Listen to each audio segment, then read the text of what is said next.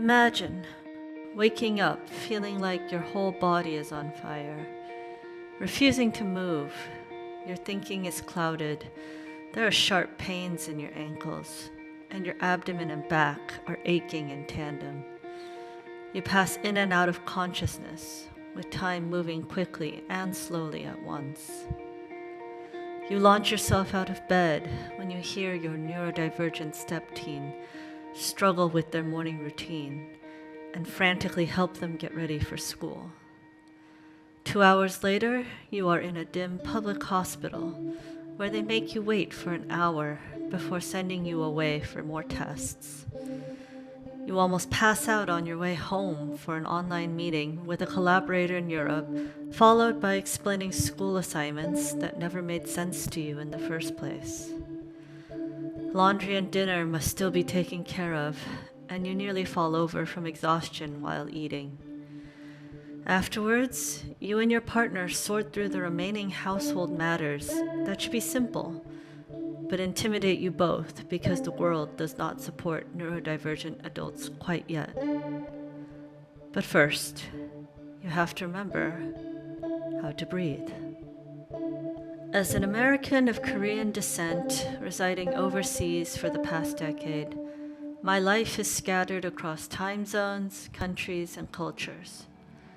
I live with multiple chronic health conditions, of which autism spectrum disorder, bipolar disorder, and fibromyalgia have had the most significant impact on my daily life. My understanding is that I'd be classified as a low support needs or high functioning individual. Officially, this means that I do not need a full-time caregiver to help me with basic needs such as bathing or eating on a daily basis. In reality, I struggled to live independently, and it is generally unsafe for me to live alone. I have lived with these conditions since childhood, and while I have learned to mask and manage my symptoms for the comfort of others, my conditions continue to worsen as I get older. Traditional medical advice dictates that I should live a stable, stress-free lifestyle, surrounded by a strong support network of friends, family, and medical services, which is honestly difficult to achieve for anyone. Over time, the changes within my body and of my body's location have developed into a constant dialogue that often leads to destabilization. For most of my life, I dedicated myself to the pursuit of various movement arts, such as dance, martial arts, and skateboarding. Although I had been indirectly exposed to somatic practices through my movement training from an early age, it was not until 2018 that I began consciously applying principles from formal somatic practices to my artistic and academic research. More importantly, I started using fundamental somatic principles to protect myself from my emotionally and physically draining choreographic process. Eventually, I integrated these somatic principles into my daily life as my personal and professional identities began to merge and influence each other as if engaged in an intricate improvisation jam. In the past, I often pushed myself too hard despite my health conditions, and I stopped being physically active by spring 2021. I had also just completed my PhD in multimedia art and was attempting to start a career as a full-time academic in the performing arts. Around this time, I had the chance to make a somatic exercise video with dance artist and somatic practitioner David Lung for the Somatic Practice and Chronic Pain Network. It was challenging because we had to come up with something that I could do even during a pain flare-up with brain fog. As it turned out, I was very sick the day we recorded. Other people have told me that I look serene in the footage.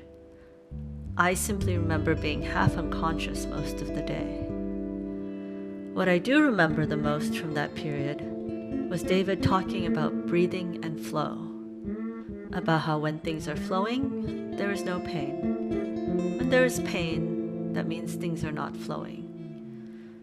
Gradually, I found myself incorporating these ideas into daily life. Not long after we recorded, I got severely ill with food poisoning, which forced me to resign from work. I had to really re-examine who am I, as I could no longer define myself by a paid full-time job.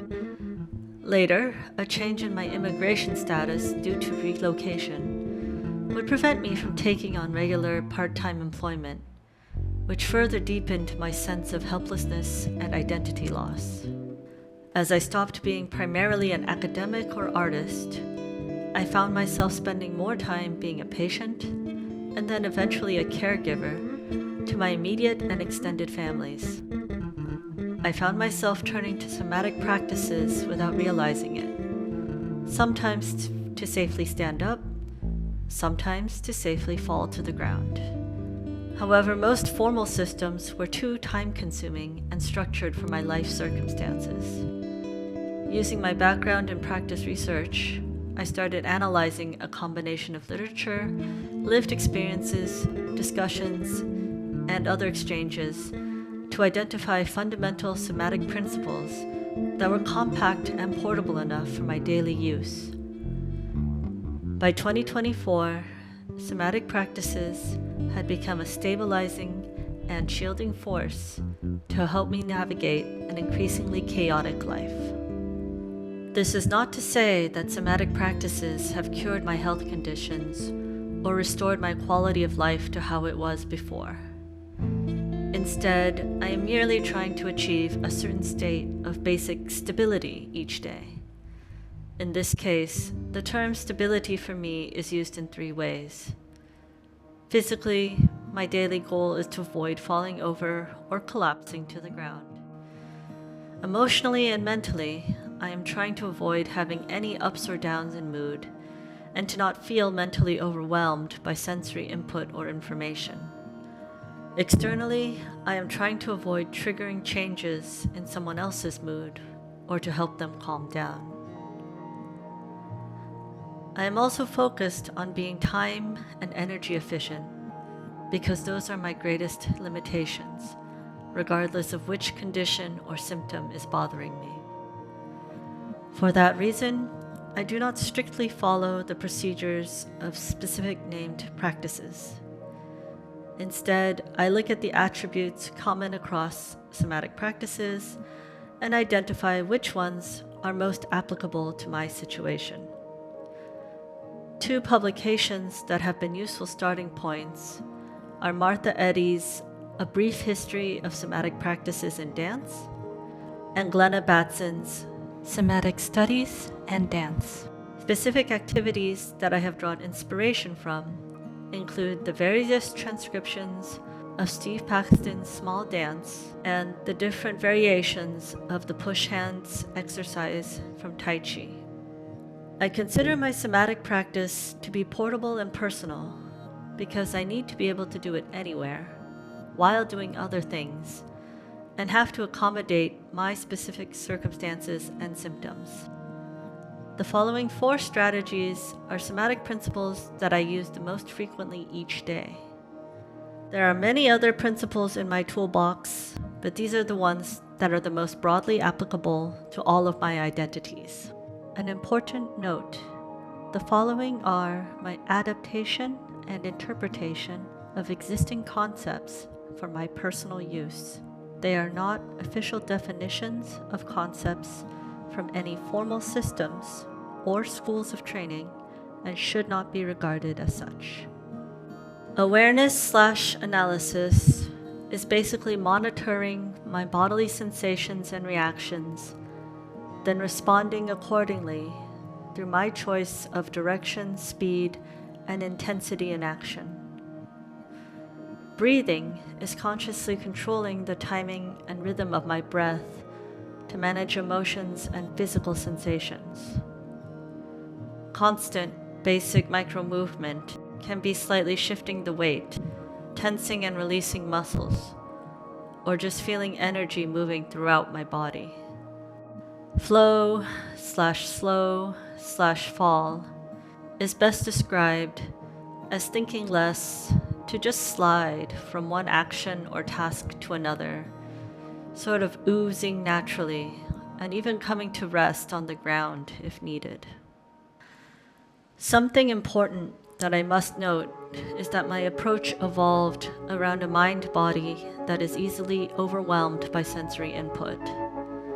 Things like sound, light, touch, and smell can all be very disorienting for me. Strong emotions and energies from others can also be very disruptive to the point of preventing sleep. It is also common for me to have difficulty speaking or to not speak for long periods of time, and to also fall unconscious at random moments. Furthermore, I am often unwell for days just due to small things like changes in weather or the timing of a meeting. My current challenge is identifying, learning, and practicing somatic principles that can be done while carrying out another task. One of the main reasons why the standard approach to learning somatic practices was not ideal for me was because I could not spare multiple hours for a class plus transit time, or guarantee that I would have enough energy on that day. I was put in a position where I would have to choose between attending a session and carrying out an essential task like cooking a meal. Sometimes I can indulge in such training, and then I will background process what I learned for months or years. Before concluding, I would like to take a moment to identify individuals who influenced and inspired me on this occasionally lonely journey. From David, I learned how to use breathing and micro-movements to calm my chronic pain. Eventually, I applied these strategies to staying calm whenever I was overwhelmed in a medical setting. From Diego Pizarro and Elena Kieft, I learned how to make my body respond to imagery and prompts in small, subtle ways. Diego also helped me learn to say no after a lifetime of obediently saying yes, while Elena gave me reassurance by promoting somatic movement as exploration and not just as healing or curing. Meehan showed me how somatic practices can be part of implementing accommodations for individuals, whether one-on-one, in meetings or large events. There are also two very special individuals who inspire me, whose lovely names I will likely mispronounce: Judith Schosbach and Amelia Nieminen. We were part of the same social circle in Hong Kong before COVID separated us. It was our common interests in art, scholarly pursuits, movement, and patient experiences that kept us in touch. They kept me curious about somatic practices by reminding me that not all somatic exercises were possible for their bodies and conditions. In turn, I learned from them how to adapt one's artistic practice within a limited amount of time and energy through tactics like working on a miniature scale. Although Judy is no longer with us, Amelia and I still have regular discussions about being neurodivergent, caregiving while still needing care, and navigating foreign medical systems. Going forward, I anticipate that my time and energy pools will continue to diminish while my life circumstances will remain chaotic. For that reason, I plan to keep streamlining my portable somatic practice to be as minimal as possible.